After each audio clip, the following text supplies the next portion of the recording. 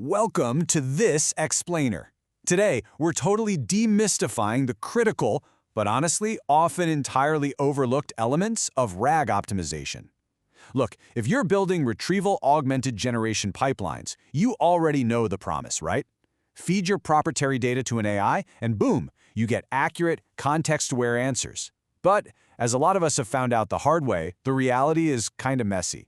You deploy it, and suddenly it's citing documents that literally don't exist, or it's completely ignoring those massive PDFs you just spent hours uploading. It's incredibly frustrating. But fixing it, that starts right here.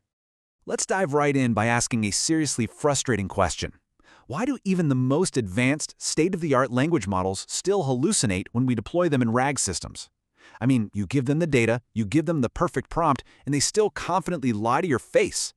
Well, the truth is, the problem usually isn't the model itself. It's the plumbing leading up to the model. Think about it. You wouldn't blame a Michelin star chef if the delivery truck dropped off rotten ingredients, right? The exact same logic applies to your LLM. If the retrieval pipeline feeds it garbage, you are absolutely going to get a garbage answer. To solve this, we're going to walk through the life cycle of your data across 5 interconnected pillars: why RAG systems fail, the 7 chunking strategies, that heated semantic chunking debate, and finally, how we go about rigorously grading both the retriever and the generator. Section 1. Why RAG systems fail. We've got to uncover the weakest links in your pipeline before we can actually go in and fix them. So, the absolutely crucial point to understand here is that a RAG pipeline is a product, not a sum. If just one component fails, the whole shebang breaks down. Take uninformative embeddings. If your embedding model doesn't understand your specific industry jargon, it just can't match a user's query to the right document. Or what about a poor chunking strategy? Imagine fracturing a critical paragraph right down the middle. You've just destroyed the context. Then you've got weak re-ranking logic, which might leave your absolute best data buried way down at chunk number 15, totally outside the model's attention span. Or maybe your top case setting is pulling in way too much noise and distracting the model. When any of these failures happen, the LLM is forced to guess. And we all know what happens when an LLM guesses. It fills in the blanks with those confident, dangerous hallucinations. Before we try to fix those pipeline failures, let's make sure we're on the exact same page with our core mechanism. Chunking in RAG is simply the process of breaking large documents down into smaller pieces before they're embedded and stored for retrieval. Think of this as the absolute foundation of your entire system. Chunking isn't just chopping up text willy-nilly. It defines the exact boundaries of your model's knowledge. It strictly dictates what the retriever can actually see, and more importantly, what context gets grouped together when a user asks a highly specific question. Moving right along to Section 2, 7 strategies for chunking. We're going to look at the whole spectrum here, from simple baselines all the way to advanced agentic workflows. This really maps out the incredibly diverse landscape of chunking we have right now. And spoiler alert, there is no single best method here. It's entirely a game of technical trade-offs. Fixed-size chunking is incredibly fast and universally scalable, which makes it absolutely perfect for flat datasets or server logs. But it totally ignores natural sentence breaks. Now contrast that with the document-based approach. That strategy keeps your legal contracts or medical records perfectly intact, giving you massive context. But because the chunks are so incredibly large, your retrieval precision basically plummets, and you really risk blowing past your model's token limits. Sitting right in the middle, you have token-based and sentence-based methods trying to strike a compromise. Ultimately, your goal as a developer is to balance the natural structure of your proprietary data with the specific context limits of whatever LLM you're using. To make this a bit more concrete, let's look at 2 absolute extremes. Take fixed-size chunking. It's basically a pair of scissors. It's a completely blunt instrument that literally just chops a continuous stream of text into equal pieces. It cuts blindly at, say, exactly 1,000 characters, no matter what is actually being said. On the flip side, agentic chunking is much more like an intelligent robot actively sorting shapes. It's this highly complex, emerging approach where chunks aren't just raw text anymore. They're these task-oriented packets of data dynamically routed to specialized AI agents, like a dedicated diagnosis agent or a validation agent. It's pretty wild stuff.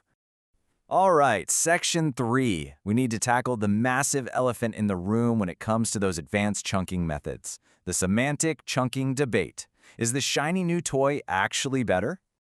The AI community has been enthusiastically hyping up semantic chunking, grouping text based on changes in meaning rather than fixed lengths, as this ultimate smart solution to all our pipeline problems. But A highly rigorous recent study from the ACL anthology asks a massive plot-twisting question. Are the steep computational costs of semantic chunking actually justified by any real, measurable performance gains? To really grasp this academic debate, imagine how these different chunkers handle a single document that covers 3 totally distinct topics. Let's say we've got psychology, programming, and food. Now, the fixed-size chunker, it just slices blindly right through the text, awkwardly mixing psychology with programming and programming with food. But the semantic chunkers are actively trying to detect topic changes or cluster related ideas together. Theoretically, this keeps the retrieved context much cleaner and tightly focused on a single topic. Sounds great, right? Well, here is the ultimate reality check. The empirical evidence proves that the dumb, basic, fixed-size method actually performs just as well and honestly quite often better on real-world non-synthetic data. Why? Because, well, human beings generally write coherently. The core evidence in a real document is usually physically close together anyway. Trying to mathematically group it is frequently redundant.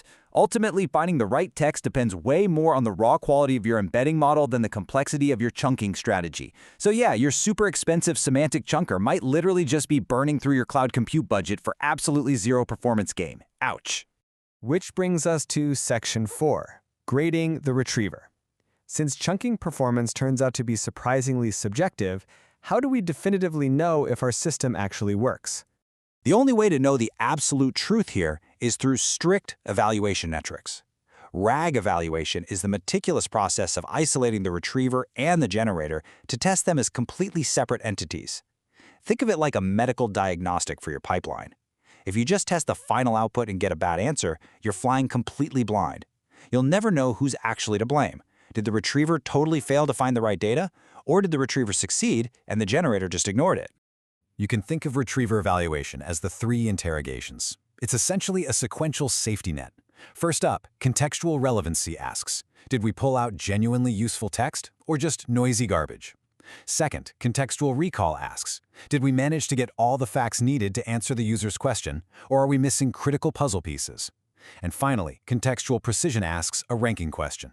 Did the re-ranker actually put the most important chunks at the very top? This is absolutely vital. If your best chunk is ranked all the way down to position 10, the LLM is probably going to suffer from lost in the middle syndrome and completely ignore it anywhere. And finally, we arrive at Section 5, grading the generator. Assuming the retriever has perfectly passed its interrogations, did the LLM actually do its job? These are the final 2 metrics you absolutely must track to grade that LLM. First, you've got answer relevancy. This measures instruction following. Basically, did the model actually hit the target and answer the user's specific prompt, or did it go off on some wild tangent? Then you have faithfulness. This is your ultimate lie detector. It rigorously checks if the output relied strictly on the retrieved context, or if the LLM decided to get highly creative and hallucinate entirely new, unprovided facts. So, before you spend countless development hours building highly complex agentic workflows or burning your entire compute budget on overhyped semantic chunkers, take a huge step back.